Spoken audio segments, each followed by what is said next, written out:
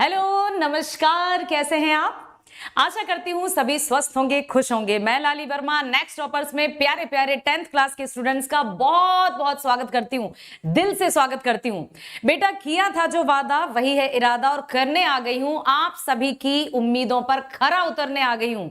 क्योंकि आप सभी की टेंशन और आप सभी की जो परेशानी रहती है कि अरे यार, ये जो पद हैं हम कैसे पढ़ेंगे, कैसे इनको याद रखेंगे, और अधिकतर जो परीक्षाओं में प्रश्न पूछे जाते हैं पदों से वो बड़े बीच बीच में से आ जाते हैं, कहीं कुछ पूछ लेते हैं कहीं कुछ। तो आप करना नहीं आपको चिंता, क्योंकि हम करेंगे हिंदी को बड़े मजे के साथ पूरा। ठीक है, तो आज मैं लेकर आ गई हूं आपकी क्षितिज पाठ्य पुस्तक भाग 2 कक्षा 10वीं की। यस, पाठ का नाम है सूरदास के पद। लिखा है इसको सूरदास जी ने, और इसमें पूरे 4 पद हैं। ध्यान से पूरे समय के लिए बने रहना मेरे साथ, ताकि आपको इसमें किसी भी प्रकार का कोई डाउट ना रहे, कोई परेशानी ना रहे, और आप बहुत अच्छे से सुनकर समझ सकें। और पता है, एक और सीक्रेट मैं आपको बता दूं कि ये जो पद रहते हैं, हिंदी का गद्य या कहानी तो फिर भी हम आसानी से सुनकर समझ जाते हैं, लेकिन यदि पद में जरा सी हमने नजर हटाई तो कहते हैं ना, नजर हटी सावधानी हटी और दुर्घटना घटी। तो परीक्षाओं में बीच में से प्रश्न पूछ लिए जाते हैं, फिर पता चलता है कि अरे यार, लाली मैम ने तो ये बताया नहीं था। इसलिए कह रही हूं बेटा, पूरे टाइम मेरे साथ बने रहना, ताकि आपको बहुत अच्छे से एक एक पंक्ति, एक एक शब्द और उसका जो भाव है, उसमें निहित जो अर्थ है, वो बहुत अच्छे से समझ में आ जाए। तो आ जाइए मेरे साथ, चलते हैं और शुरू करते हैं हमारी पाठ्य पुस्तिका क्षितिज भाग 2 का काव्य खंड से पहला पाठ, अर्थात सूरदास के पद। कवि हैं सूरदास जी, तो क्यों ना हम सबसे पहले कवि सूरदास जी के बारे में ही जान लें, क्योंकि परीक्षाओं में जो एमसीक्यूज आते हैं या बहुविकल्पी प्रश्न आते हैं, कवि के जीवन परिचय से संबंधित भी आ जाते हैं। और सूरदास जी तो आपको पता ही है कि कवियों में श्रेष्ठ माने जाते हैं, कविताओं में श्रेष्ठ, वात्सल्य रस के सम्राट कहे जाते हैं, हिंदी साहित्य के सूरज कहे जाते हैं। तो क्यों ना हम इनके बारे में इतने अच्छे से जानकारी प्राप्त कर लें कि आगे आने वाले जो कॉम्पिटिटिव एग्जाम्स रहते हैं, प्रतियोगी परीक्षाएं रहती हैं, उनमें भी इनसे संबंधित बहुत सारे प्रश्न आ जाते हैं। हिंदी साहित्य की जब बात आती है तो सूरदास जी अवश्य उसमें शामिल हो जाते हैं। तो मेरे प्यारे बच्चों, ध्यान से सुनो और समझो, क्योंकि हम यहाँ पर सूरदास जी वात्सल्य रस के सम्राट और हिंदी साहित्य के सूर्य के बारे में चर्चा करने जा रहे हैं। सबसे पहले आप देख लीजिए, मैं जनरल सी बात बता दूं आपको कि सूरदास जी जन्मांध थे, जन्म से ही नेत्रहीन थे, और नेत्रहीन होने के बाद भी उन्होंने अपने आप को ईश्वर भक्ति में समर्पित कर दिया। और उनकी जो रचनाएं हैं वो ना केवल हमारे भारत में बल्कि संपूर्ण विश्व में प्रसिद्ध हैं। उनकी जो काव्यगत रचनाएं हैं वो मनोहारी हैं, मन को छू लेने वाली हैं। वात्सल्य रस, श्री कृष्ण के बाल काल का भी उन्होंने वर्णन किया है, साथ ही साथ उनको श्रृंगार रस का भी कवि कहा जाता है। आइए जानते हैं कवि के बारे में। यहां पर आप देख सकते हैं कि कवि सूरदास जी हिंदी साहित्य आकाश, हिंदी साहित्य का जो आकाश है, जिसकी सीमा असीमित है, जो जिसकी कोई थाह नहीं, जिसकी कोई सीमा नहीं, उसके अनुपमेय प्रदीप्त नक्षत्र में उभरे कवि हैं। अनुपमेय अर्थात जिनकी किसी से उपमा नहीं की जा सकती, जिनकी किसी से तुलना नहीं की जा सकती। ठीक है, तो ये शब्द आप याद रखेंगे, ताकि इस तरह के शब्द जब आते हैं एमसीक्यूज में या बहुविकल्पी प्रश्नों में, तो आपको किसी प्रकार का भ्रम या कंफ्यूजन ना हो। श्री कृष्ण के बाल्य जीवन का सजीव वर्णन करने वाले वात्सल्य रस सम्राट, जैसा कि अभी मैंने कहा कि सूरदास जी को वात्सल्य रस का सम्राट कहा जाता है। और सम्राट मतलब तो पता ही है ना आपको, यस, राजा, शहंशाह, सम्राट। तो वात्सल्य रस के सम्राट के रूप में जाने जाते हैं कवि सूरदास जी। आपका जन्म हुआ था सन 1478। हिंदी की गिनती जरूर याद रखिएगा, क्योंकि कभी कभी, अभी तो नहीं, 10वीं में तो नहीं, लेकिन आगे आने वाली प्रतियोगी परीक्षाओं में इस तरह के प्रश्न आ जाते हैं कि लिखा होता है कि मान लीजिए लिखा है 1478, वहां आपके विकल्प दे दिए जाएंगे इस तरह के अंग्रेजी के नंबर्स। अब यदि आपको 1478 हिंदी में पता होंगे तब तो आप उसको सही विकल्प को चुनकर आओगे ना, यदि नहीं पता होंगे तो अब क्या करोगे? इसलिए आपको हिंदी की गिनती भी आना चाहिए। ठीक है, मैं आपको शॉर्टकट बताऊंगी, एक ट्रिक बताऊंगी जिसमें सच में आप विद इन सेकेंड्स हिंदी की गिनती भी जान जाओगे, सच। ठीक है, कहां हुआ था? रेणुका क्षेत्र में, जो मथुरा के निकट है, उत्तर प्रदेश में। तो आप याद रखिए, सबसे पहला 2 पॉइंट, कवि सूरदास जी क्या कहे जाते हैं बताइए? वात्सल्य रस के सम्राट। जन्म कब हुआ? 1478, मथुरा उत्तर प्रदेश में। ये 2 पॉइंट आपको याद रखना है। कुछ विद्वान इनका जन्म दिल्ली के निकट सीही नाम के गांव में भी मानते हैं। अलग अलग बातें हैं, अलग अलग मान्यताएं हैं, परंतु पहली मान्यता के अनुसार 1478 यहां रेणुका जो क्षेत्र है वही हुआ था, जो मथुरा के निकट है। आप वल्लभाचार्य इनके गुरु थे, तो इन्होंने संप्रदाय में दीक्षित किया। वल्लभाचार्य के शिष्य सूरदास जी अष्टछाप के कवियों में सर्वश्रेष्ठ थे। कवि श्रेष्ठ, सर्वश्रेष्ठ, ये कवि माने जाते हैं सूरदास जी। और उनका जो जीवन काल रहा वो सभी के लिए बहुत ही अनुकरणीय था, सभी के लिए प्रेरणादायक था। इसलिए कभी भी हमें सूरदास जी से संबंधित कोई भी प्रश्न आता है तो उसमें किसी भी प्रकार का आपको डाउट ना रहे, कोई भी भ्रम ना रहे, इसलिए आपको सुनना है और बहुत अच्छे से याद रखना है। जैसे ही जीवन परिचय पूरा होगा, मैं आपसे कुछ प्रश्न करूंगी और आशा करूंगी कि आप उनके उत्तर बिल्कुल तुरंत चुटकियों में दे देंगे। यस, बहुत बढ़िया। उन्हीं की आज्ञा से, अर्थात उनके गुरु का नाम वल्लभाचार्य, तो गुरु की आज्ञा से भागवत को आधार बनाकर इन्होंने पद रचना प्रारंभ की। गुरु की आज्ञा को शिरोधार्य रखकर इन्होंने पद रचना प्रारंभ की। पद रचना अर्थात गेय, जिनको गाया जा सकता है। ठीक है, अभी हम गाएंगे, सुनेंगे। ठीक, तो उन्होंने अपने गुरु की आज्ञा से ही इस तरह की रचनाओं को रचना शुरू किया। फिर क्या किया? मंदिर में रहते हुए स्वरचित पदों का कीर्तन करने लगे। अब जो भी इनके रचनाएं होती थी वो मंदिर में रहकर उनका भजन और कीर्तन करने लगे। लोग सुनते, कर्णप्रिय अंदाज में, बहुत आनंद आता। सुनते सुनते उनकी प्रसिद्धि इतनी हो गई कि आज हम और आप, बल्कि संपूर्ण दुनिया, हम सब उनको पढ़ रहे हैं और उनके बारे में जान भी रहे हैं। बहुत से विद्वानों का कहना है कि ये जन्मांध नहीं थे, जन्म से अंधे नहीं थे। कुछ ये भी मानते हैं कि जन्म के कुछ वर्षों बाद ये नेत्रहीन हुए थे। कुछ लोगों का कहना है, जैसे जन्म के बारे में भी अनेक किंवदंतियां हैं कि किसी ने कहा मथुरा में, किसी ने कहा दिल्ली के पास। ठीक है, तो उसी तरह से कुछ विद्वानों का कहना है कि ये जन्म आंध नहीं थे। जन्म के कुछ वर्षों बाद किसी हादसे में इनकी आंखों की रोशनी चली गई थी।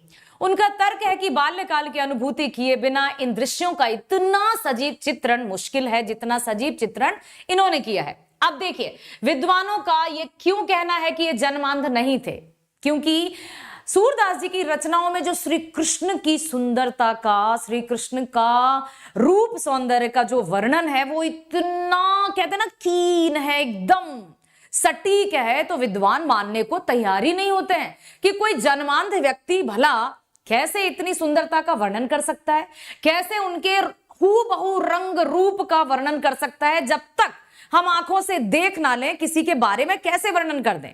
तो संभवतः या शायद इसीलिए विद्वानों ने माना कि ये जन्मांध नहीं थे। पहले इनके नेत्र रहे होंगे और कुछ वर्षों बाद किसी हादसे में या किसी बीमारी में इनकी आंखों की रोशनी चली गई होगी। ठीक है, अब देखिए, जीवन भर श्री कृष्ण संबंधी पदों का गायन करने वाले सूरदास ने 105 वर्ष का लंबा जीवन जिया।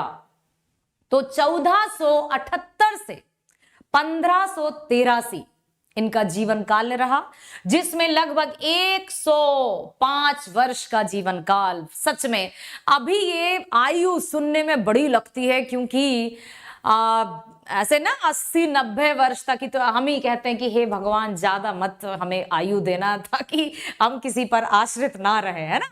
हम सेल्फ डिपेंड हैं, सेल्फ डिपेंड रहते हुए अपने पास बुला लेना अच्छे से, बस सबकी यही प्रार्थना है। लेकिन पहले के जो लोग रहते थे वो शुद्ध खाते थे, अच्छी आव हवा मिलती थी और अच्छा जीवन जीते थे। श्री कृष्ण भक्ति शाखा का यह सर्वोत्कृष्ट नक्षत्र सन 1583 में, अब देखिए मैंने फिर कहा 1583, यहां पर लिखा है 1583, लेकिन हिंदी में हम क्या कहेंगे बेटा इसको? 1583। तो 1478 से 1583, यहां पर 105 वर्ष का इनका जीवन काल रहा। और अपने जीवन काल में ये सदैव पूरे समय के लिए श्री कृष्ण की भक्ति में ही लीन रहे। ये पद जब आप सुनेंगे तो और अच्छे से आपको समझ में आएगा कि सूरदास जी कितने प्रेम से, उनका बस एक ही सपना था या एक ही जीवन की इच्छा थी कि उन्हें कृष्ण की भक्ति में ही लीन रहना है। अब हम देखते हैं कि सूरदास जी की प्रमुख रचनाएं, ऐसे तो उनकी अनगिनत रचनाएं हैं, लेकिन कुछ प्रमुख रचनाएं हैं जिनको ध्यान रखिएगा। अच्छा, मुझे सबसे पहले बताइए कि सूरदास जी के बारे में हमने सबसे पहले क्या बात कही, बताओ? यस, वात्सल्य रस के सम्राट, वेरी गुड। और हमने क्या जाना? उनका जन्म हुआ 1478। मैं हिंदी में ही बोलूंगी तो आपको हिंदी में आपको याद रहे। 1478 में रेणुका, ठीक है, मथुरा के निकट रेणुका में उनका जन्म माना जाता है। और कुछ विद्वानों का कहना है, कुछ लोगों का मत है कि उनका जन्म दिल्ली के निकट सीही में भी हुआ। तो 1478 से 1583 आपका जन्म हुआ। आयु लगभग 105 वर्ष आपका जीवन काल रहा। इस जीवन काल में आपने कृष्ण की भक्ति में लीन रहते हुए अनगिनत रचनाएं की हैं। तो उनमें से कुछ प्रमुख रचनाएं जो आप हमेशा याद रखिएगा, इन रचनाओं के बारे में पूछा ही जाता है। सूरदास जी ने श्री कृष्ण संबंधी 1.25 लाख, बेटा इधर दो ध्यान, कितनी? 1.25 लाख। समझ रहे हो आप? 1.25 लाख, सवा समझते हो? 1.25, 1,25,000, 1.25 लाख पदों की रचना की है। 1.25 लाख, जिनका आधार भागवत कथा थी। इन पदों में से लगभग 7,000 पद ही उपलब्ध हैं, जिन्हें 3 प्रमाणिक ग्रंथों में संग्रह किया गया है। अब आपसे एक प्रश्न पूछा जाए कि सूरदास जी की कुल कितनी रचनाएं हैं, बात कर रहे हैं पदों की, तो आप लिख सकते हैं, आप बोल सकते हैं, आप कह सकते हैं किसी के भी सामने कि लगभग 1.25 लाख पदों की उन्होंने रचना की, और जिनमें से 7,000 पद ही उपलब्ध हैं। इन्हें एक जगह संग्रह किया गया, इनका कलेक्ट किया गया, इनको संकलित किया गया। वो 3 हैं, सूरसागर, साहित्य लहरी और सूरसारावली। ये आपके लिए इतनी अच्छी बात है कि सूरदास, ठीक है, उनके नाम से ही आप देख सकते हैं कि सूरदास, सूरसागर, ठीक है। ऐसा अजीब सा नहीं है कि अरे यार याद कैसे रखेंगे, रख लोगे ना। सूरदास जी का नाम याद है, सूरसागर याद रखो। सा से ही है साहित्य लहरी, फिर आ गए हम सूरसारावली।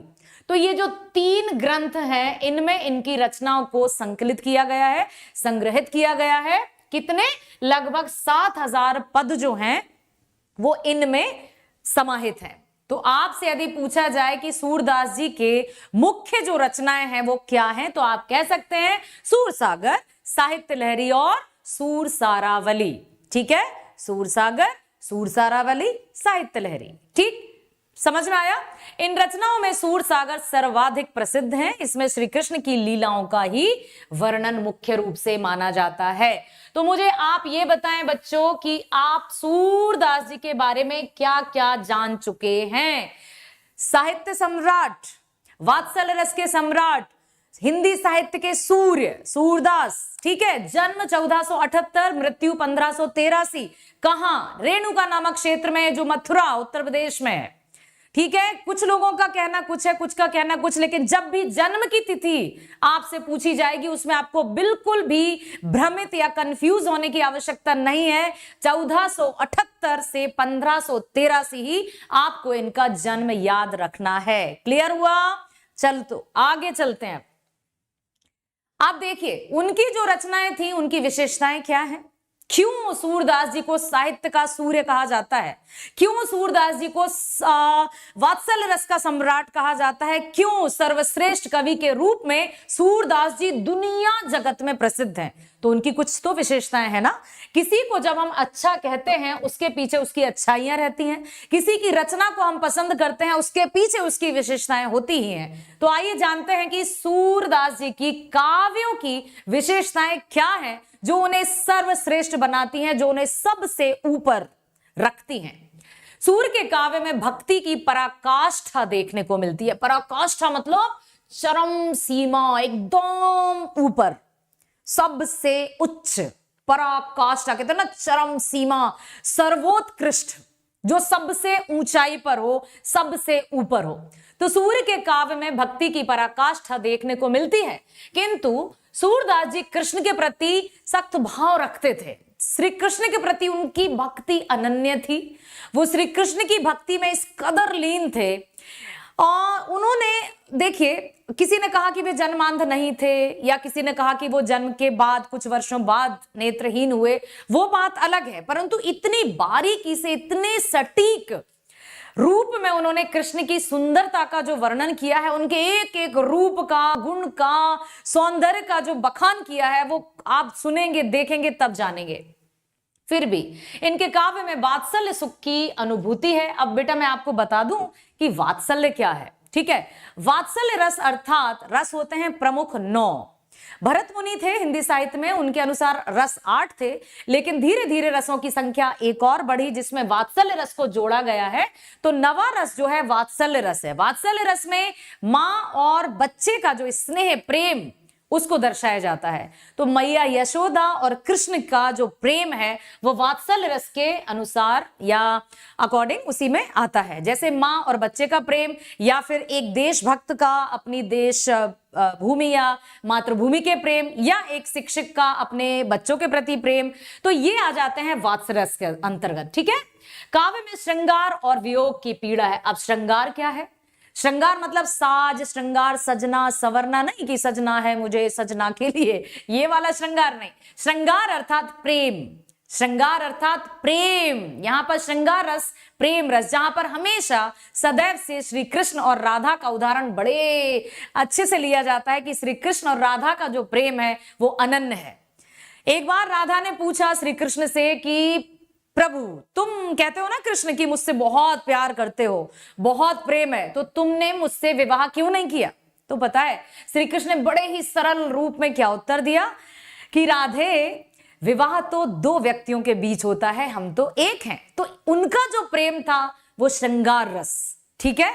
तो जब कभी भी श्रृंगार रस की बात आती है श्री कृष्ण और राधा का नाम आता है, जब कभी वात्सल्य रस की बात आती है तो यशोदा मैया और श्री कृष्ण का नाम आता है। समझ गए? श्रृंगार के वर्णन में सूरदास जी ने अन्य सभी कवियों को पछाड़ दिया, अर्थात पीछे छोड़ दिया।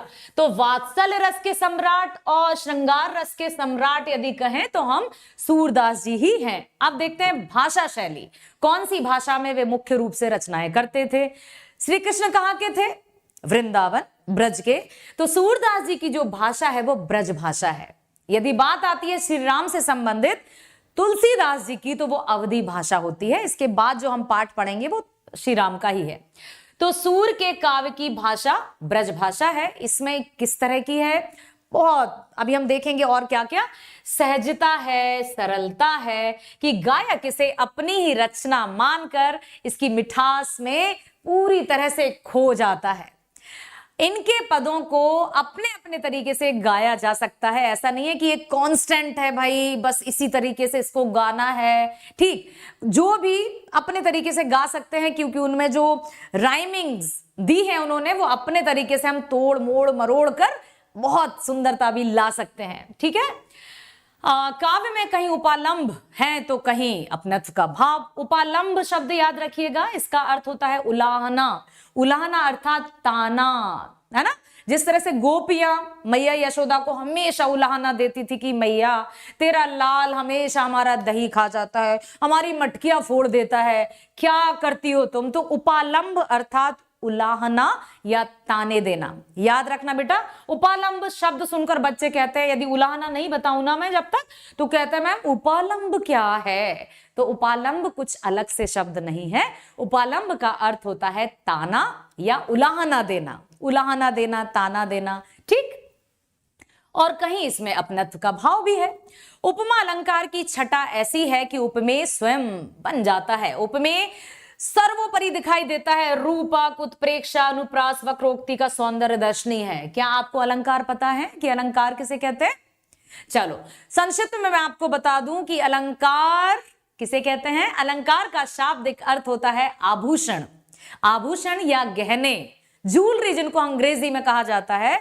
तो जिस तरह से ज्वेलरी या गहने या आभूषण पहनने वाले की सुंदरता बढ़ाते हैं ना, उसी तरह से अलंकार काव्यों की शोभा बढ़ाते हैं। मुख्य रूप से यदि अलंकारों की बात की जाए तो दो प्रकार के होते हैं, ध्यान से सुनो, क्योंकि आपके पाठ में अलंकार भी हैं, रस भी हैं, तो आपको किसी तरह का कोई भी कंफ्यूजन ना हो, इसलिए आपको सुनना है बेटा कि अलंकार आभूषण, आभूषण क्या, जो पहनने वाले की सुंदरता बढ़ाते हैं, उसी तरह से अलंकारों के प्रयोग से कविताओं की शोभा बढ़ती है। और ऐसी कोई कविता नहीं जिसमें अलंकार ना हो, क्योंकि जिसमें अलंकार नहीं वो कविता ही नहीं।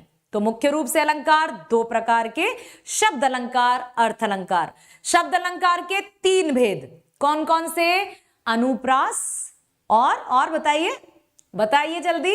यस, तो शब्द अलंकार और अर्थ अलंकार की यदि हम बात करें तो देखो, उपमा अलंकार है, यहाँ रूपक, उत्प्रेक्षा, अनुप्रास, वक्रोक्ति, सौंदर्य, ये बहुत अलंकार है।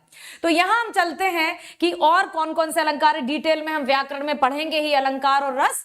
ठीक, तो अब हमने देखा, अब हम चलते हैं हमारे पहले पद की ओर। सूरदास जी द्वारा रचित पद, जिस घड़ी का आपको इंतजार था वो अब आ गई है।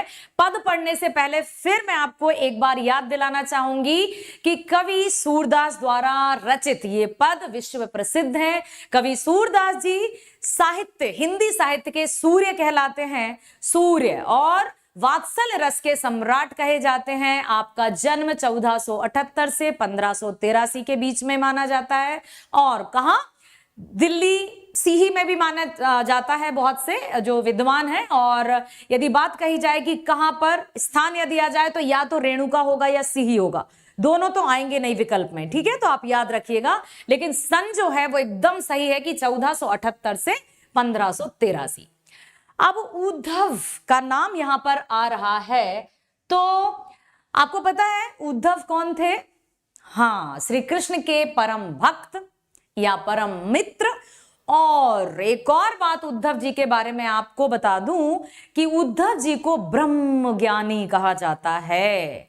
ब्रह्म ज्ञानी अर्थात जिन्हें सब कुछ ज्ञात था, संपूर्ण ज्ञान था, जिनसे कोई भी कुछ भी पूछ ले उनके आगे कुछ भी टिक नहीं पाता था। लेकिन अब बात आ रही है श्री कृष्ण की, बात आ रही है गोपियों की। तो क्या जो उद्धव जी थे ब्रह्म ज्ञानी, उनका ज्ञान यहां भी उतना ही सर्वश्रेष्ठ माना जा सकता है जितना कि दुनिया उन्हें मानती है? आइए चलते हैं और देखते हैं। तो यहां पर लिखा है, उद्धव तुम हो अति बड़ भागी। अब ये किसने कहा, किससे कहा? उद्धव तुम हो अति बड़ भागी। जब श्री कृष्ण मथुरा चले जाते हैं गोपियों को वृंदावन में छोड़कर, सारी गोपियां रोती हैं, बिलखती हैं कि कान्हा मत जाओ, कान्हा हमें छोड़कर मत जाओ। लेकिन श्री कृष्ण को जाना ही था, वहां का राजपाट सब संभालना ही था। हर समय गोपियां कृष्ण के नाम की ही रट लगाए रहती थीं। श्री कृष्ण मथुरा में रहते हुए भी गोपियों के बारे में सब कुछ जानते थे, सर्वव्यापी है ना। तो उनको ये पता था कि गोपियां उनकी विरह वेदना या उनके बिछड़ने का दुख किस कदर सह रही हैं। तो उन्होंने ब्रह्मज्ञानी उद्धव को बुलाया, जो उनके मित्र भी थे। उन्होंने कहा, उद्धव जी आप जाइए जरा बरसाने वृंदावन और गोपियों को समझा कर आना है कि वे मेरी याद ना करें, मुझे याद ना करें, मुझे याद कर करके रोया या बिलख ना करे वो, मतलब उन्होंने कहा। तो श्री कृष्ण ने पूछा कि क्या उद्धव जी आप वहां जाएंगे, गोपियों को समझाएंगे? उद्धव जी ने कहा, क्या श्री कृष्ण प्रभु, उनको समझाना है? अरे उनको समझाने का तो मेरे बाएं हाथ का खेल है, बताइए क्या करना है। तो उन्होंने कहा, श्री कृष्ण ने कहा कि समझ लीजिए, सोच लीजिए आप बिल्कुल, क्योंकि वो गोपियां हैं जो पढ़ी लिखी नहीं है, कहने के लिए वो निरक्षर हैं, लेकिन वो अटूट प्रेम में बंधी हुई हैं, वो किसी की बात नहीं सुन रही हैं। क्या आपकी बात वो सुनकर मानेंगी आपकी बात को? फिर उद्धव जी हंसे, अरे कृष्ण चिंता ना करो, मैं गोपियों को समझा भी आऊंगा और उनको बताऊंगा कि वे योग में ध्यान लगाएं, क्यों तुम्हारे प्रेम में खोई हैं, रोती बिलखती रहती हैं। बोले ठीक है भाई, चले जाओ। तो श्री कृष्ण ने उद्धव के हाथ एक योग का संदेश भेजा और जब उद्धव जी गोपियों के पास गए तब का ये वर्णन है। हम पढ़ेंगे यहां पर 4 पद, ठीक है बेटा? हर एक पद को बहुत ध्यान से सुनिएगा, इसमें जो भी शब्द हैं उनके अर्थ भी मैं आपको बताऊंगी, लेकिन आपको पहले ध्यान से सुनना है और समझना है। आपको पता है ना LSRW, पता है ना ये क्या है? भाषा के मुख्य उद्देश्य या प्रमुख बातें हैं। सबसे पहले रहती है लिसनिंग स्किल, या हिंदी में हम कहते हैं श्रवण कौशल, ठीक है? श्रवण कौशल, जब हम किसी भी बात को ध्यान से सुनेंगे ना तभी हम उसको अच्छे से बोल भी पाएंगे, बोलना या वाचन कौशल, ठीक है? जब हमने अच्छे से सुन लिया, बोल लिया, तो हम उसको अच्छे से पढ़ भी पाएंगे। तो listening, speaking, reading and writing. तो यहां पर लिसनिंग मतलब श्रवण, स्पीकिंग मतलब वाचन कौशल और रीडिंग मतलब पठन, ठीक है? पठन कौशल। और उसके बाद में आता है लेखन या राइटिंग स्किल। तो इन बातों को आपको हमेशा हमेशा के लिए ध्यान रखना है। जब भी बात आती है हिंदी की तो LSRW, लिसनिंग, स्पीकिंग, रीडिंग और राइटिंग, इसी क्रम में चलेगा। ऐसा नहीं कि हमें तो पहले नहीं, हमें तो लिखना सीखना है, सुन हम बाद में लेंगे। ना जी ना, पहले आपने पहली कक्षा पढ़ी और भी नर्सरी पढ़ी होगी, तब जाकर आप 10वीं में आए ना बेटा। ऐसा तो नहीं है कि अब 10वीं से अब हम पहली में जाएंगे, नहीं ना। तो इन चीजों को याद रखिए कि आप सुनना ध्यान से। आपने ये भी सुना होगा कि जो अच्छा श्रोता होता है वही अच्छा वक्ता बनता है, ठीक है? जो गुड लिसनर होते हैं वही अच्छे स्पीकर भी बनते हैं। तो आपको सुनना ध्यान से है। जब आप सुन लोगे तो बोल लोगे, बोल लोगे तो पढ़ लोगे और पढ़ लोगे तो लिख लोगे। परीक्षाओं में झंडे गाड़ कर आओगे आप परीक्षाओं में, ठीक है? चलो तो हम पढ़ते हैं और कोशिश करती हूं मैं इसको गाने की कि किस तरह से गाया जाता है। तरह तो कुछ नहीं, जैसे अभी हमने देखा ना कि सूरदास जी के पद जो हैं अपने अपने तरीके से गाए जाते हैं। हर एक शिक्षक या शिक्षिका अपने तरीके से गा सकते हैं, बच्चे भी अपने तरीके से गा सकते हैं। यदि आपके मन में कोई अलग राग सुर हो तो वो भी बताना। देखिए, उद्धव तुम हो अति बड़भागी, अपरस रहित स्नेह तगाते, नाहिन मन अनुरागी। उद्धव तुम हो अति बड़भागी, पुरन पात रहित जल भीतर, तारस देह न दागी। पुरहित पात रहित जल भीतर, तारस देह न दागी। उद्धव तुम हो अति बड़भागी। मुझे पता है आपको आ रही होगी हंसी कि हमें कुछ समझ में नहीं आ रहा है मैम, आप क्या कह रही हैं। तो आप सुनो ध्यान से, तभी मैं कहती हूं कि पहले आप अपने मन में सुनने की जो लिसनिंग स्किल है ना उसको डेवलप करो, जैसा कि आप कर रहे हो। तो सबसे पहले मैंने आपको बताया ना कि उद्धव जी गोपियों के पास जा चुके हैं और गोपियों से जाकर क्या कहते हैं कि गोपियों आप श्री कृष्ण को भूल जाओ। क्यों भूल जाओ? अरे उनके प्रेम में रखा ही क्या है, योग में लीन हो जाओ, योग ध्यान करो। तो गोपियां हंसती हैं उन पर और क्या कहती हैं? उद्धव तुम हो अति बड़भागी। अब देखिए यहां पर जो गोपियों ने उद्धव को बड़ा भागी या भाग्यवान कहा है तो वो वास्तव में नहीं कहा है, व्यंग्यात्मक रूप से कहा है। ताने दे रही हैं उनको कि हाँ तुम तो बड़े भाग्यवान हो। जैसे नहीं हम कहते हाँ भाई तुम तो बड़े इंटेलिजेंट हो, कक्षा में क्या भारत में टॉप कर जाओगे। जो मेहनत नहीं करते उनके लिए जो बात है, या फिर तुम तो बड़े महान हो, तुमसे महान भला किसको देखा है मैंने। तो ये जो ताने हैं, ताने रूप में गोपियां उद्धव से भाग्यवान कहती हैं, वास्तव में नहीं। वास्तव में उनको भाग्यहीन कह रही हैं कि श्री कृष्ण के निकट रहकर भी तुम उनके प्रेम में नहीं बंधे। और चले आए यहां पर हमें योग का संदेश देने। अपरस रहत स्नेह तगाते नाहिन मन अनुरागी। अरे तुम श्री कृष्ण के निकट रहकर भी उनके लिए अपने मन में अनुराग उत्पन्न नहीं कर पाए। अनुराग मतलब प्रेम। श्री कृष्ण जो मनमोहन है, जो इतना प्यारा है, तुम उसके निकट रहते हो और खुद को या स्वयं को उसका मित्र कहते हो और उसके प्रेम से वंचित रहे। तुमसे बड़ा अभागा भला कौन होगा।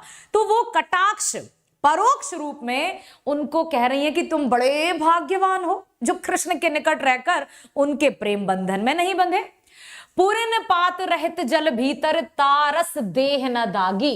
अब बेटा ध्यान से सुनो, यहां पर पुरिन पात रहित जल भीतर तारस देह न दागी। पुरिन पात मतलब, पुरिन मतलब कमल, पात मतलब पत्ता। जिस तरह से कमल का पत्ता पानी में रहकर भी जल से अछूता रहता है, आप जानते हो ना। यदि हम साइंटिफिकली देखें तो उसमें वैक्स ही रहता है उसका पत्ता। तो गोपियां कहती है कि जैसे कमल का पत्ता जल के भीतर रहकर भी उससे मतलब एक भी बूंद उस पर ठहरती नहीं है, वैसे ही तुम श्री कृष्ण के निकट रहकर भी उनके प्रेम से अछूते रहे। तुमसे बड़ा अभागा भला होगा कौन। ठीक है, जैसे कमल का पत्ता पानी के भीतर रहकर भी भीगता नहीं है, वैसे ही तुम श्री कृष्ण के निकट रहकर भी उनके प्रेम से वंचित रहे। तुमसे बड़ा अभागा भला कौन होगा।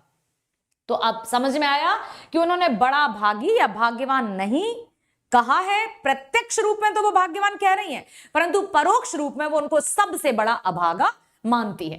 अपरस रहते स्नेह तगाते, श्री कृष्ण के निकट रहते हुए भी तुम उनके प्रेम रूपी धागे में नहीं बंधे। तुमसे बड़ा अभागा भला कौन होगा। श्री कृष्ण के निकट रहकर भी तुम्हारी स्थिति उस कमल के पत्ते की भांति है जो रहता तो जल में है लेकिन जल से भीगता नहीं है। श्री कृष्ण के निकट रहते हुए तुम उनके प्रेम बंधन में नहीं बंधे। तुमसे बड़ा अभागा भला कौन। तो पहला क्या उन्होंने कहा, कमल के पत्ते। ज्यों जल माह तेल की गागरी बूंद न ताको लागी। अब यदि तेल से लिपटी या तेल से भीगी हुई गगरी को गगरी पर जल की बूंदें छिड़की जाएं तो क्या वो बूंदें उस पर ठहरेंगी? नहीं। तो उन्होंने दो उदाहरण दिए हैं उद्धव से। उन्होंने ये कहा है कि पहला तो तुम कमल के पत्ते की भांति हो जो जल के भीतर रहता है लेकिन भीगता नहीं है। दूसरा तुम उस तेल से लिपटी हुई मटकी की भांति हो जिस पर पानी की बूंद, जबकि मटके का काम क्या रहता है, क्या रहता है, जल को एब्जॉर्ब करना या जल को ग्रहण करना। लेकिन वो तेल से लिपटी हुई मटकी की भांति तुम हो जो कि अपने पास आस पास एक बूंद तक नहीं ठहरने देते। ऐसे हो तुम। प्रीत नदी में पांव न बोरियो दृष्टि न रूप परागी, सूरदास अबला हम भोरी गुर चाटी ज्यों पागी। तो ज्यों जल माह तेल की गागरी बूंद न ताको लागी, प्रीत नदी में पांव न बोरियो दृष्टि न रूप परागी, सूरदास अबला हम भोरी गुर चाटी ज्यों पागी, उद्धव तुम हो अति बड़ भागी। तो यहां पर वो कहना चाहती हैं कि तुम उस प्रीत की नदी में, प्रेम रूपी नदी में तुमने अपने पांव तक नहीं भिगोए। ऐसे कैसे तुम अपने आप को, स्वयं को श्री कृष्ण का मित्र कहते हो जो श्री कृष्ण के प्रेम से वंचित रहे, जो प्रेम का सागर है उससे तुम अछूते रहे। अरे स्नान की तो छोड़ो, तुमने उसमें पांव तक नहीं डुबोया। प्रीत नदी में पांव ना बोरियो दृष्टि न रूप परागी। तुमने क्या देखा अब तक। तुमसे बड़ा अभागा इस दुनिया में भला कौन होगा। लेकिन हम, अब सूरदास जी अंतिम पंक्ति में क्या कहते हैं, सूरदास अबला हम भोरी गुर चाटी ज्यों पागी। हम तो भोली भाली हैं, निरक्षर हैं, हाँ हम अनपढ़ हैं, लेकिन हम तो उन चींटियों की भांति हैं जो गुड़ से, पाग मतलब चाशनी बनती है ना, गुड़ को जब बड़े से चूल्हे पर या हांडी पर तपाया जाता है तो वो पिघल जाता है, और चींटियों ने यदि गुड़ की खुशबू ले ली तो वो उस ओर जाएंगी, भले ही वो उसमें जाकर मर ही क्यों ना जाए। तो गोपियां यहाँ यही कहना चाहती हैं कि हम तो उन चींटियों की भांति हैं जिन्हें पता है कि हमारी मृत्यु निश्चित है, लेकिन हम जाएंगे वहीं क्योंकि हम उसके प्रेम में पूरी तरह से बंधे हुए हैं और हम उससे दूर नहीं रह सकते। देखने के लिए हम दूर हैं, वो वहां मैं यहां, मतलब तू कहां मैं कहां, लेकिन हम उनसे प्रेम रूपी जो बंधन है, हमारा मन तो कृष्ण के पास है और तुम आए हो हमें योग का संदेश देने। चलिए अब देखते हैं आगे क्या कहती है।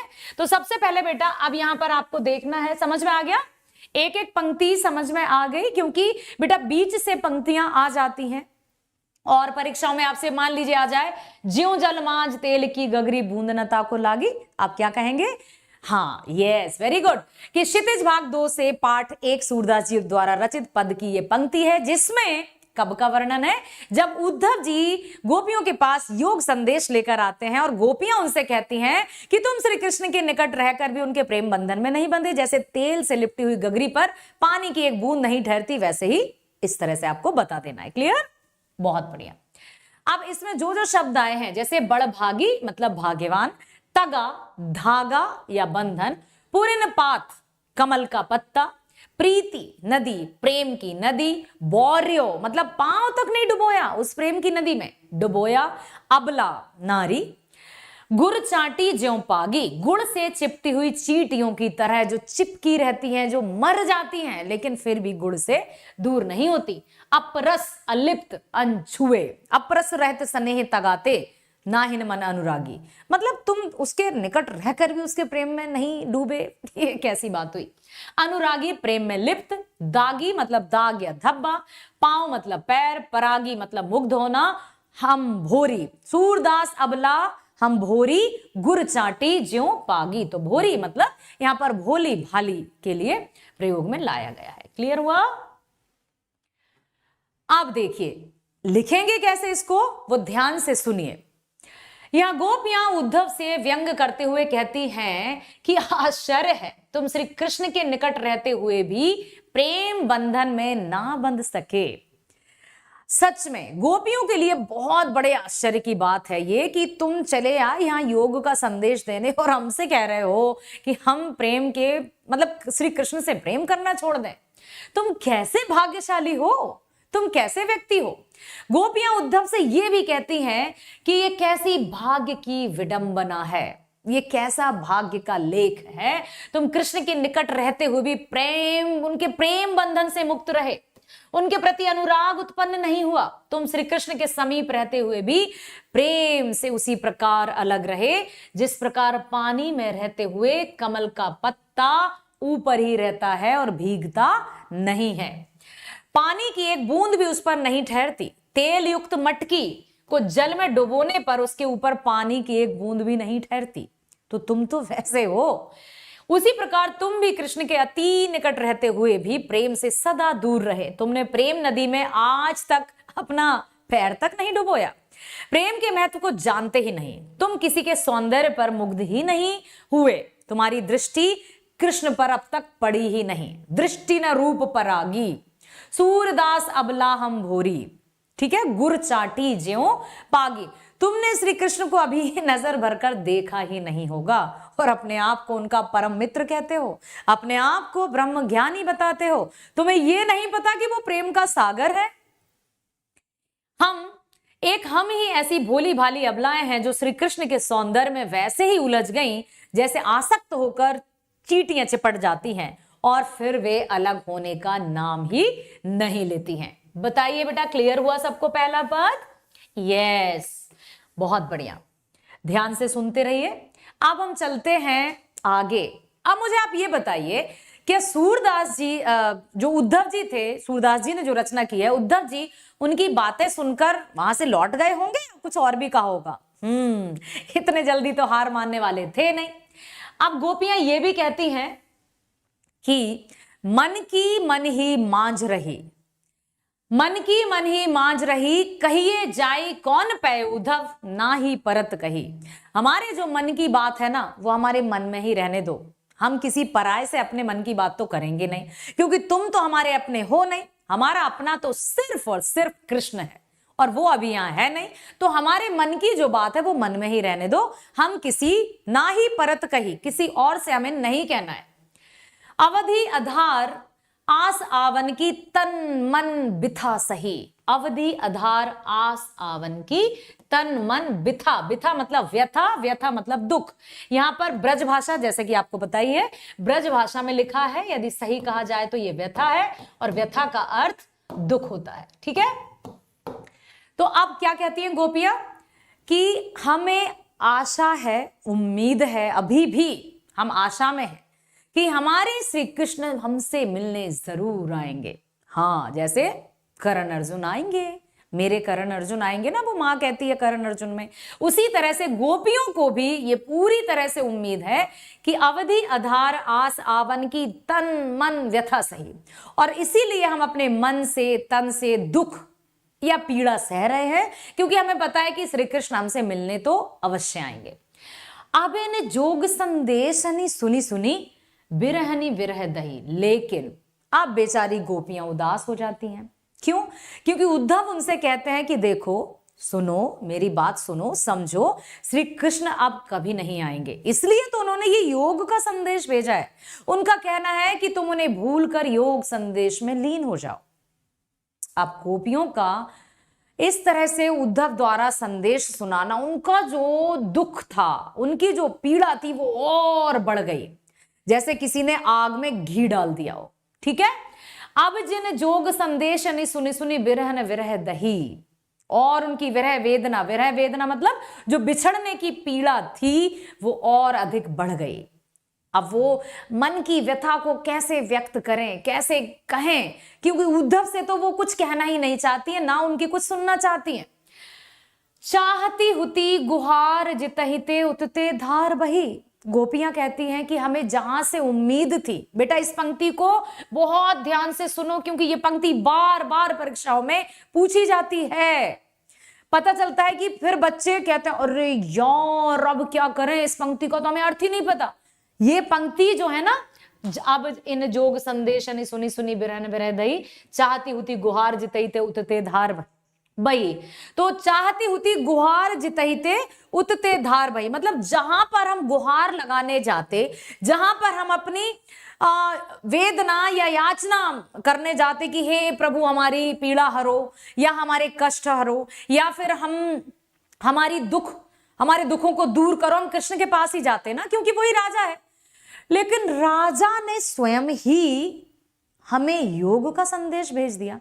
अब हम क्या करें? गोपियां बहुत दुखी हो गई, बहुत दुखी हो गई इस बात से कि अब इन जोग संदेश सुनी सुनी बिरहन बिरह दही, कृष्ण के द्वारा जब योग संदेश आया तो गोपियों का जो दुख था वो और अधिक बढ़ गया। जैसे दूध से दही तो बन जाता है, लेकिन क्या दही से दूध पुनः बनाया जा सकता है? नहीं। तो उनको आशा थी कि कृष्ण आएंगे, यदि कृष्ण नहीं भी आए तो कम से कम प्रेम भरा संदेश तो भेजेंगे, लेकिन नहीं, ना तो स्वयं कृष्ण आए, ना ही प्रेम भरा संदेश भेजा, बल्कि क्या भेज दिया? योग का संदेश। तो योग का संदेश सुनकर गोपियों की जो स्थिति थी, तन और मन की जो व्यथा, जो पीड़ा थी, वो और अधिक बढ़ गई।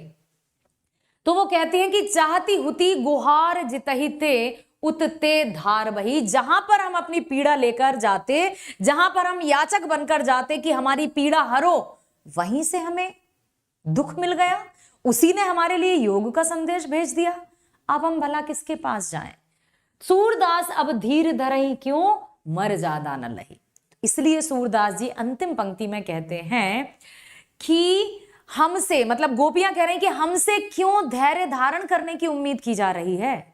सूरदास अब धीर धरहि क्यों मर जादा न लही, हमसे क्यों ये कहा जा रहा है कि हम धैर्य धारण करें, हम धीरज धारण करें, या हम मर्यादा में रहें। जब वो अपनी मर्यादा भूल गया, क्योंकि उसने हमसे कहा था कि वो हमसे प्रेम करेगा, प्रेम संदेश भेजेगा, लेकिन ना तो उसने हमसे प्रेम का वादा ही पूरा किया, ना उसने अपनी मर्यादा रखी। फिर हमसे क्यों मर्यादा रखने की बात की जा रही है भाई? हमसे क्यों धैर्य धारण रखने की बात की जा रही है? हम धैर्य नहीं धारण करेंगे, और ना ही अब हम किसी मर्यादा में रहेंगे, क्योंकि उसने स्वयं अपनी मर्यादा तोड़ दी। उसने जो कहा था वो नहीं किया। ठीक है, तो गोपियां उद्धव से बार बार यही कहती जा रही हैं कि हम तुमसे, तुम्हारा ना तो हमें कोई योग संदेश सुनना, और ना ही हमें तुम्हारी कोई बात सुनना है। इस तरह की शिकायत, उल्हाने, उपालंब दिए जा रही हैं गोपियां। अब देखिए बेटा, इसमें जो शब्द आए हैं, इन शब्दों को जो अर्थ है उनको आपको बिल्कुल स्मरण में रखना है, बुद्धि में रखना है, क्योंकि जब आप इनका भावार्थ लिखोगे ना, समझने के लिए भी आवश्यक है और लिखने के लिए भी आवश्यक है। अवधि यहां पर समय के लिए है।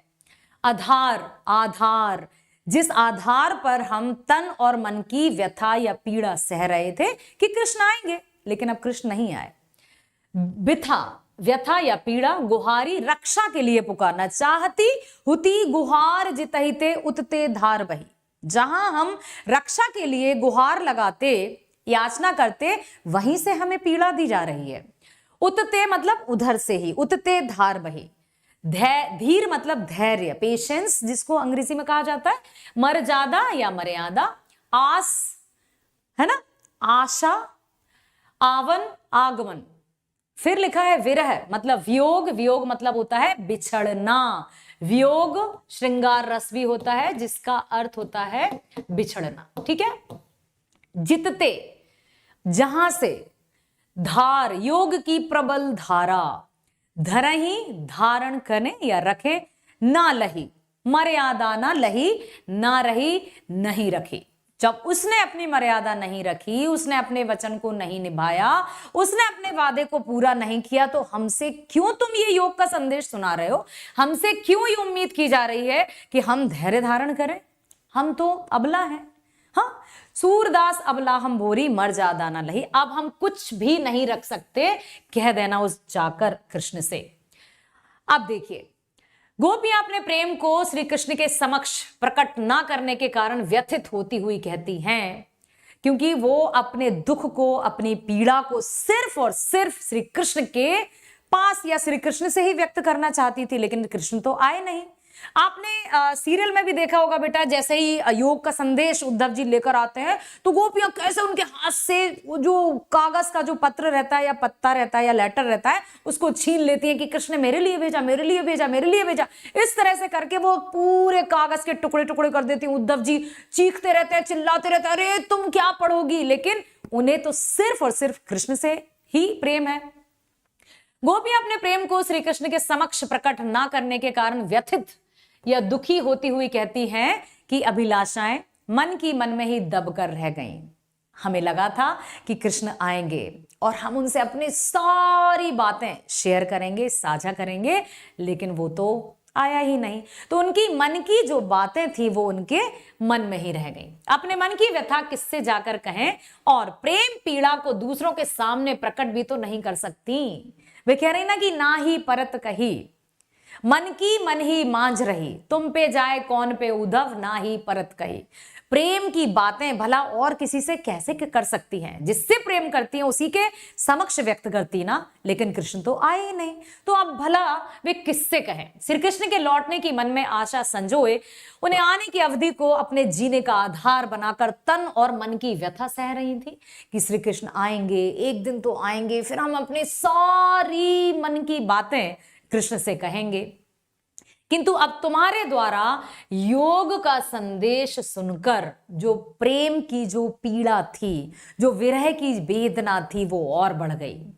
विरह वेदना में जलती हुई हमें अपनी रक्षा का जिनसे सहारा था, जिनसे रक्षा की आशा थी, जिसे हम पुकार सकते थे, उसी ने उसी ओर से योग की धारा बहा दी। उसने प्रेम संदेश भेजने की जगह योग संदेश भेज दिया। बहुत दुखी हो गई गोपियां, बहुत मन से दुखी, अश्रुधारा बही जा रही है और पूरी तरह से बिलख बिलख कर, रो रो कर उद्धव जी से अपनी मन की वेदना व्यक्त करती हैं। अतः हमें पूर्ण आशा थी कि एक दिन अवश्य ही श्री कृष्ण आकर हमारी पीड़ा को, हमारे दुख को दूर करेंगे। आशा के विपरीत, लेकिन ठीक हमारी आशा के विपरीत उसने योग का संदेश भेज दिया।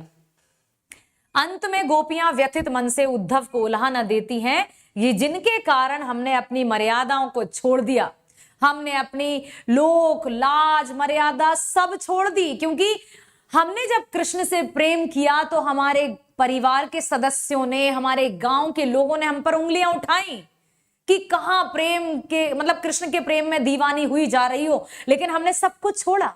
हमने सारी मर्यादाएं त्याग दी और हमने श्री कृष्ण से प्रेम किया, और अब हमसे ये उम्मीद की जा रही है, लिखा है कि हमने अपनी मर्यादाओं को छोड़ दिया, उन्होंने अपनी मतलब मर्यादा का पालन ही नहीं किया, और अब हमसे ये उम्मीद की जा रही है कि हम धैर्य धारण करें, हम मर्यादा में रहें। अरे जाकर कह दो उस कृष्ण से कि हम अपनी मर्यादा में अब नहीं रह सकती हैं और अब हम धैर्य धारण नहीं कर सकती हैं। समझ में आया बच्चों? चलिए, तो पहले पद में हमने क्या देखा था? पहले पद में देखा उद्धव तुम हो अति बड़भागी। पहले पद में हमने देखा कि गोपियां जो हैं उद्धव से उल्हाना देती हैं, शिकायत करती हैं, कमल के पत्ते की तरह और तेल की मटकी की तरह। दूसरे पद में हमने क्या देखा बेटा? कि गोपियों ने कहा कि मन की मन ही मांझ रही, और हमारे मन की जो व्यथा है वो भला हम किससे कहें, क्योंकि यदि कहते भी तो हम कृष्ण से ही कहते। प्रेम की बात है, हर किसी के सामने उजागर नहीं की जा सकती ना, नहीं की जा सकती ना, बताओ। हाँ, तो इसी तरह से गोपियों ने भी कहा कि हमें किसी और से नहीं कहना है, जहां से हमें उम्मीद थी वहीं से हमें पीड़ा या योग का संदेश मिल गया। अब चलते हैं हम तीसरे पद की ओर। तीसरे पद में क्या है? हाँ, अब देखिए गोपियां क्या कहती हैं? हमारे हरि हारिल की लकड़ी, हमारे हरि हारिल की लकड़ी, मन क्रम वचन नंद नंदन उर यह दृढ़ कर पकड़ी, मन क्रम वचन नंद नंदन उर यह दृढ़ कर पकड़ी, जागत सोबत स्वप्न दिवस निस काना कान जकरी, हमारे हरि हारिल की लकड़ी, हमारे हरि हारिल की लकड़ी। अब देखिए, अब हारिल क्या है? हारिल एक पक्षी है, हरियल, ठीक है, जो अपने पंजों में एक लकड़ी को, जैसे ये है ना, ऐसे पकड़े रहता है और उसको लगता है कि मैं हमेशा पेड़ पर ही बैठा हूं, डाली पर ही बैठा हूं, उड़ेगा तब भी रहेगी उसके हाथ में। तो यहां पर गोपियों ने कहा है कि हमारे हरि हारिल की लकड़ी, हम हारिल पक्षी हैं। गोपियों ने स्वयं के लिए हारिल पक्षी कहा है और लकड़ी कहा है कृष्ण को, कि जिस तरह से हारिल पक्षी अपने हाथों में, अपने पंजों में लकड़ी को पकड़े रहता है, उसी तरह से हमारे मन में भी श्री कृष्ण ही है। कोई भी स्थिति हो, हम कृष्ण को छोड़कर नहीं रह सकते। मन क्रम वचन नंद नंदन उर, हमारे मन में, कर्म में, वचन में नंद नंदन, नंद नंदन मतलब नंद बाबा के लाल श्री कृष्ण, यह दृढ़ कर पकड़ी। उर मतलब हृदय, उर मतलब हृदय। तो हमारे मन में, वचन में, कर्म में, हृदय में नंद का नंदन ही है, नंद लाला ही है, और ये हमने दृढ़ निश्चय कर लिया है। जागत सोवत स्वप्न दिवस निस कान कान जकरी, जागते हुए, सोते हुए, उठते बैठते, जागते सोते, हंसते रोते, हमेशा हमारे मन में श्री कृष्ण ही हैं। सुनत जोग लागत है सो ज्यों करुई ककरी, कड़वी ककड़ी, कड़वी ककड़ी खाई जाती है क्या? नहीं ना, जैसे ही में टेस्ट आता है हम फेंक देते हैं। तो योग का संदेश भी गोपियों के लिए कड़वी ककड़ी के समान है। क्या कह रही हैं वो? सुनत जोग लागत है ऐसो ज्यों करुई ककरी। तुम्हारा जो योग का संदेश है ना, जो तुम हमारे लिए लाए हो, वो हमारे लिए कड़वी ककड़ी के समान त्याज्य है। कड़वी ककड़ी, ठीक है, कड़वी ककड़ी के समान त्याज्य। क्या आप ये शब्द याद रख पाओगे? त्याज्य मतलब त्यागने वाला, त्यागने वाला। तो सुनत जोग लागत है ऐसो ज्यों करुई ककरी, सूत व्याधि हमको ले आए देख सुनी ना करी। और तुम आ गए, इतना, व्याधि मतलब रोग, पीड़ा, और तुम, उद्धव से कहती हो, और तुम हमारे लिए योग का संदेश ले आए। ये योग का संदेश उस कड़वी ककड़ी के समान है जो फेंकने हो योग्य होती है, जो जो, जो खाई नहीं जाती है। और हमारे लिए तुम्हारा योग का संदेश एक पीड़ा है, एक रोग है, एक बीमारी है, और तुम आ गए हमें सुनाने। तो सूत व्याधि हमको ले आए देख सुनी ना करी। ना तुमने देखा ना तुमने सुना, अपने आप को विद्वान कहते हो, ब्रह्मज्ञानी मानते हो, कृष्ण का परम भक्त मानते हो, तुम्हें इतना भी नहीं पता कि योग का संदेश दिया किसे जाता है। यह तो सूरत नहीं ले सौंपो जिनके मन चक्री। अब उन्होंने कहा है, उद्धव जी आप तो बड़े ज्ञानी है ना, आपको यह नहीं पता कि योग का संदेश किसे दिया जाता है। गोपियों ने महाज्ञानी उद्धव को निशब्द कर दिया, बोल नहीं पा रहे थे, क्या कहें आखिर। तो उन्होंने कहा कि योग का संदेश तो उन्हें दिया जाता है ना जिनका मन चक्री के समान घूमता रहता है, अर्थात जिनका मन स्थिर नहीं है, उन्हें योग संदेश चाहिए। तो भाई हमारा मन तो एकनिष्ठ है, हमारा मन तो स्थिर है, हमारे मन में तो सिर्फ और सिर्फ कृष्ण वास करते हैं, तो फिर हमारे लिए योग का संदेश क्यों लेकर आए। तुम महाज्ञानी हो, तुम ज्ञानी हो, अरे तुमसे बड़ा अभागा और मूर्ख व्यक्ति हमने नहीं देखा। गोपियों ने तरह तरह से उद्धव जी को ताने दे दिए। अब क्या करें उद्धव, उनके सामने उद्धव अपने ज्ञान के बल औंधे मुंह गिर गए, घुटने टेकने के लिए विवश हो गए। जब गोपियों ने अपने वाक्य चातुर्य के बाण छोड़े ना, तो उद्धव जी कुछ ना कह सके, उनका जवाब, उनका प्रत्युत्तर भी ना दे सके। तो इस तरह से गोपियों के पास जो थी, क्या थी, कौन सी शक्ति थी बेटा बताओ जरा। सबसे जैसे उद्धव जी तो ब्रह्मज्ञानी थे, परम मित्र थे श्री कृष्ण के, गोपियां तो निरक्षर थी, अनपढ़ थी, भोली भाली थी। उनके पास ऐसी कौन सी ताकत थी जिसके आगे महाज्ञानी उद्धव परास्त हो गए। सच्चे प्रेम की शक्ति, सच्चे प्रेम का पावर। ठीक है, आइए देखते हैं शब्दार्थ।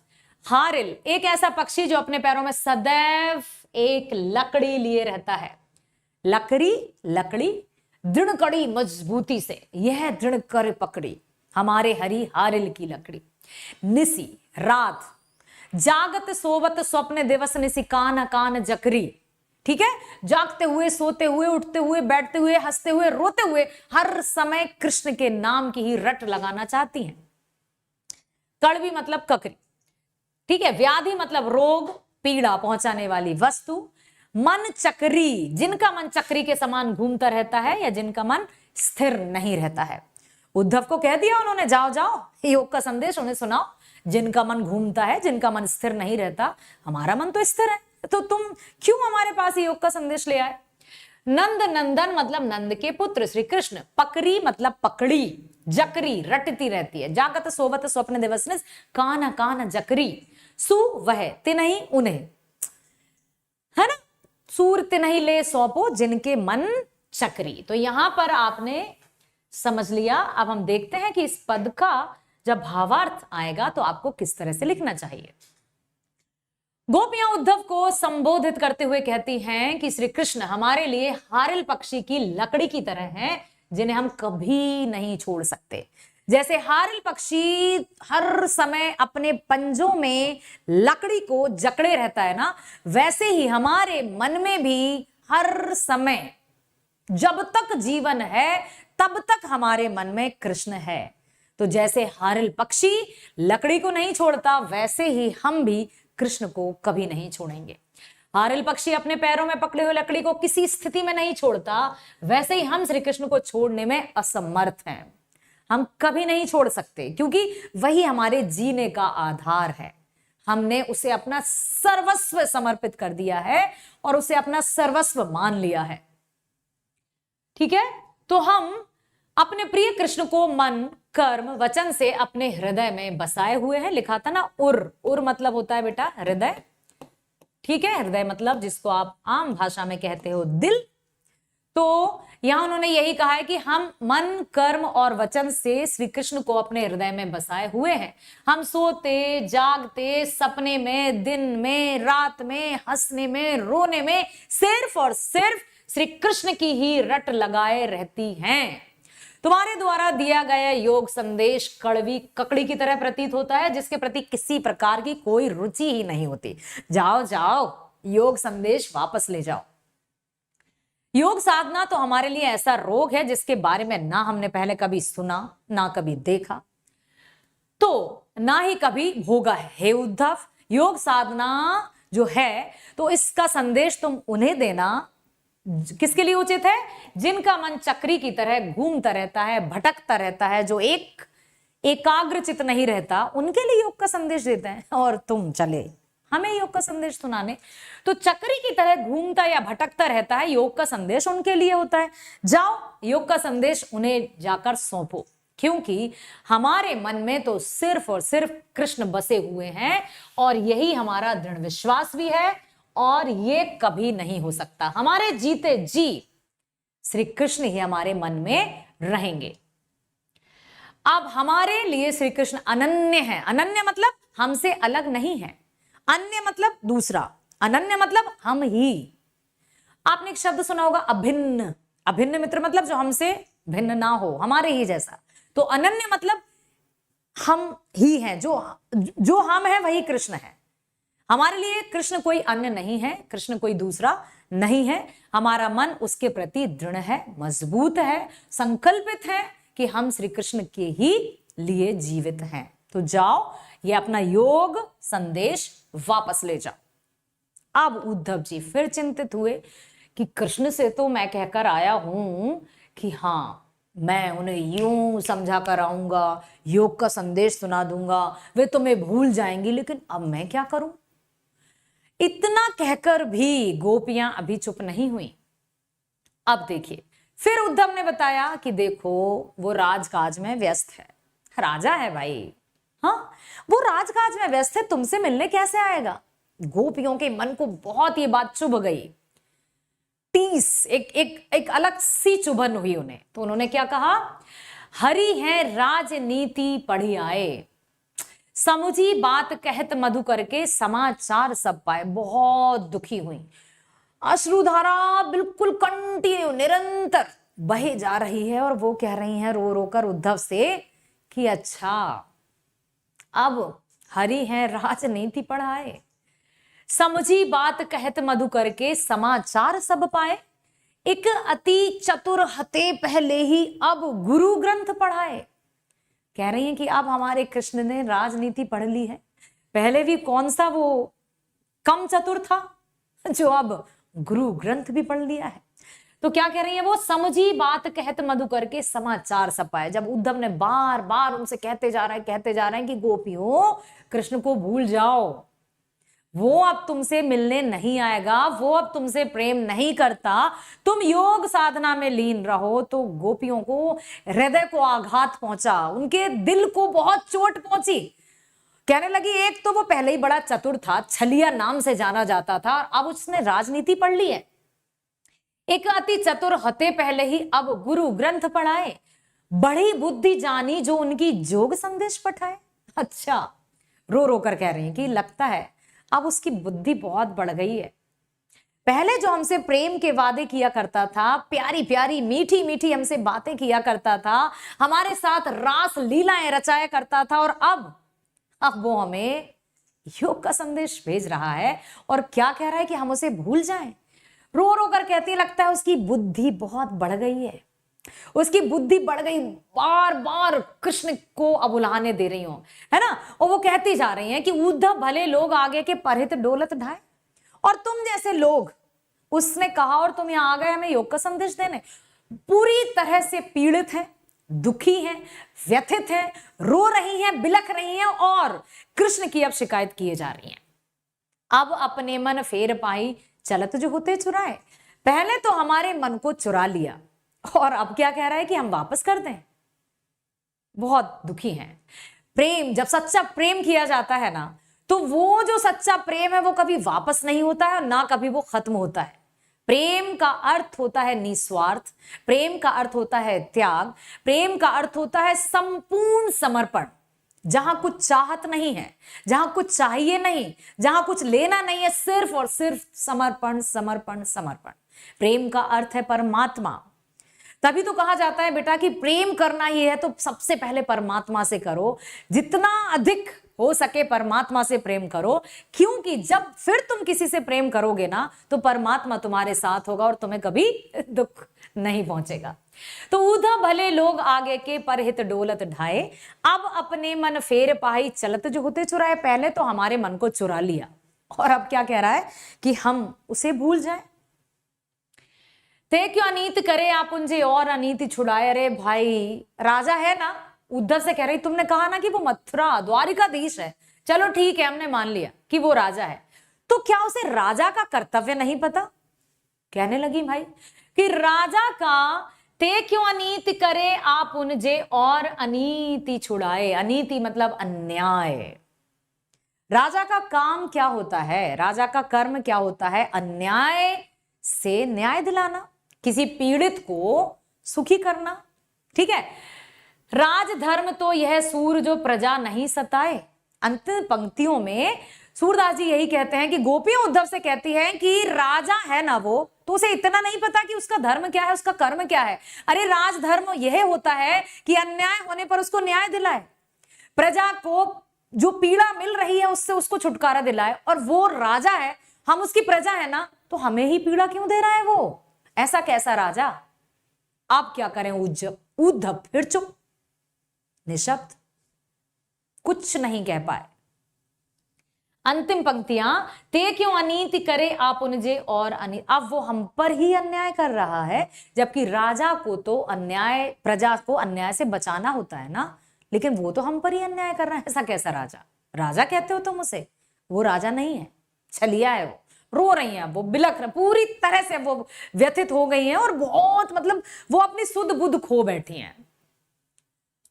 इसलिए अंतिम पंक्तियों में लिखा है सूरदास जी ने कि राज धर्म तो है सूरजे प्रजा नहीं सताए, लेकिन वो हमें तो सता रहा है। ऐसा कैसा राजा है तुम्हारा, जाओ उससे कह दो कि पहले हमारी बातें तो सुन ले, हम उसकी प्रजा है तो हमारी रक्षा तो करे। अब देखिए शब्दार्थ, मधुकर भौरा गोपियों द्वारा उद्धव को संबोधित। अब यहां पर मधुकर अर्थात भौरा, और भौरा कहा है गोपियों ने उद्धव को। हुते थे चाहती हुते गुहार जितही थे, उतते धार बही, आगे के मतलब पहले के। डोलत धाये परहित डोलत धाये, उद्धव भले लोग, उद्धव से कह रही है ना कि तुम जैसे भले लोग यहां पर आ गए। पाइये प्राप्त कर लेंगी आप उन मतलब स्वयं। चतुर मतलब योग्य, पठाए मतलब भेजे, योग संदेश पठाए। परहित मतलब दूसरों की भलाई के लिए, फेर मतलब फिर, अनीति मतलब अन्याय। अब देखिए बेटा इस भावार्थ को किस तरह से हम लिख सकते हैं। अब गोपियां सुन रही हैं, सुन रही हैं, सुन रही हैं, बोल रही हैं, बोल रही हैं, बोल रही हैं, उपालंब दे रही हैं, उनको तरह तरह से उदाहरण दे रही हैं, और जो विद्वान या ब्रह्म ज्ञानी उद्धव उनके सामने निशब्द हो गए। आप क्या कहती हैं गोपियां निसंकोच, कोई संकोच नहीं है, बेधड़क उद्धव से कहती हैं कि हे भ्रमर, भ्रमर मतलब भौरा, हे भ्रमर रूप उद्धव, अब तो श्री कृष्ण ने राजनीति पढ़ ली है। आपके योग संदेश को सुनकर पहले ही समझ गई थी, किंतु अब समाचार जानकर पूर्ण विश्वास हो गया कि कृष्ण राजनीति पढ़कर और चतुर हो गया है। एक तो वो पहले ही चतुर था, छलिया था, हाँ सबको अपने मोह जाल में फंसाता है, प्रेम जाल में फंसाता है, और अब हमसे कह रहा है हम उसे भूल जाएं, तो ये कैसे संभव है। पहले ही समझ गई थी, अब वो राजनीति पढ़कर और अधिक चतुर हो गया है। हे उद्धव, आप पहले ही चतुर थे, उस पर भी आप अपने गुरु श्री कृष्ण से राजनीति का ग्रंथ पढ़ाए हैं। राजनीति का यह प्रभाव है कि बुद्धि चातुर्य में श्री कृष्ण इतने कुशल हो गए हैं कि योग का ही संदेश भेज दिया। वाह, जो प्रेम की पराकाष्ठा थे, जिसने प्रेम करना हमें सिखाया, जिसने प्रेम की मीठी मीठी बातें हमसे की, वो अब हमारे लिए योग का संदेश भेज रहा है। इस तरह से गोपियां कह रही हैं, हे उद्धव, पहले के लोग कितने भले थे जो दूसरों की भलाई के लिए भागे चले आते थे। इतना सब जान लेने पर भी हम इतनी तो आशा करती हैं कि हमारे मन को श्री कृष्ण ने जाते समय जो चुरा लिया था उसे हम पुनः प्राप्त कर लेंगी। अच्छा ठीक है, अब वो उद्धव जी से कहती हैं कि जिस हमारा मन चुरा कर ले गया था ना, क्योंकि हमारे मन में अब कौन है, कृष्ण, हम तो हमारी ही नहीं रही हैं। हमारा जो मन है, मन वचन कर्म, कृष्ण ही कृष्ण है। जागत सोबत स्वप्न दिवस ने काना काना जकरी। तो इतनी तो हम आशा कर ही सकते हैं ना कि वो हमारा मन वापस कर दे। क्या है उसमें इतनी शक्ति? राजा है ना, तुम कह रहे हो ना वो द्वारिकाधीश है, वो प्रजा की रक्षा करेगा, तो क्या वो हमारे मन को पुनः वापस करेगा? आश्चर्य यह है कि जो श्री कृष्ण दूसरों को अन्याय करने से रोकते रहे, वे स्वयं अनीति के रास्ते पर क्यों चल पड़े? क्यों हमारे साथ अन्याय कर रहे हैं? वे प्रेम के स्थान पर योग संदेश भेजकर हमारे ऊपर अन्याय क्यों कर रहे हैं? उनको राजधर्म भी नहीं भूलना चाहिए। राजधर्म अनुसार प्रजा को न सताकर उसकी भलाई का ध्यान रखना चाहिए, लेकिन वो तो हमें ही सता रहा है, हमारी पीड़ा को और अधिक बढ़ा रहा है, आग में घी डालने का काम कर रहा है। प्रेम संदेश के स्थान पर हमें योग संदेश भेज रहा है। ये कौन सा राजधर्म हुआ? आया समझ में? बताएं जल्दी से। यस। तो अब बताइए मुझे कि पहले जो पद था, पहला पद, उसमें हमने क्या पढ़ा था? पहला पद, उद्धव तुम हो अति बड़भागी। संदेश लेकर, कौन सा संदेश? योग का संदेश लेकर जब उद्धव जी गोपियों के पास आते हैं और उन्हें सुनाते हैं कि श्री कृष्ण ने तुम्हारे लिए योग का संदेश भेजा है, आप श्री कृष्ण को भूलकर तुम योग संदेश में लीन हो जाओ। तो गोपियां क्या कहती हैं? अरे उद्धव जी, तुम कह रहे हो, अपने आप को कृष्ण का भक्त मानते हो, अपने आप को कृष्ण का परम मित्र कहते हो, स्वयं को ब्रह्म ज्ञानी महाज्ञानी बताते हो, श्री कृष्ण के निकट रहकर तुम उसके प्रेम से अछूते रहे, वंचित रहे, तुम तो बड़े भाग्यवान हो, अर्थात अभागे हो। पहले पद में। दूसरे पद में क्या था? मन की मन ही मांझ रही। हमारे जो मन की बात है, प्रेम वाली बात, वो हम हर किसी से तो नहीं कह सकते ना। हमारे मन में जो प्रेम है कृष्ण के लिए, यदि कृष्ण आता तो ही हम कहते हैं ना, हम किसी पराये से भला क्या कहें। योग का संदेश सुनाकर तो तुमने हमारी पीड़ा को और अधिक बढ़ा दिया। दूसरे पद में। तीसरे पद में क्या हुआ बेटा?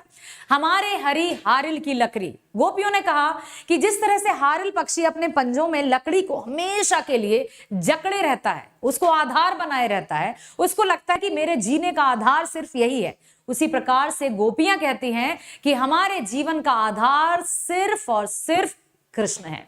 चौथे में हमने अभी पढ़ा, हरि है राजनीति बढ़ियाए। समझ में आया? यहां पर राज, धर्म, प्रजा, न्याय, अन्याय की बात उन्होंने की है कि राजा का धर्म, ठीक है, हमने मान लिया कि कृष्ण राजा हो गया, तो राजा का धर्म, राजधर्म क्या है?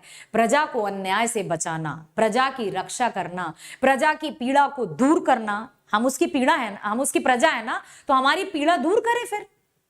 तो चारों तरफ, अर्थात चारों पदों में गोपियों ने उद्धव से इस तरह के व्यंग किए, इस तरह का वाक चातुर्य रखा कि ब्रह्मज्ञानी उद्धव, महाज्ञानी उद्धव अपने ज्ञान के होते हुए भी गोपियों के समक्ष निशब्द हो गए, उन्होंने घुटने टेक दिए।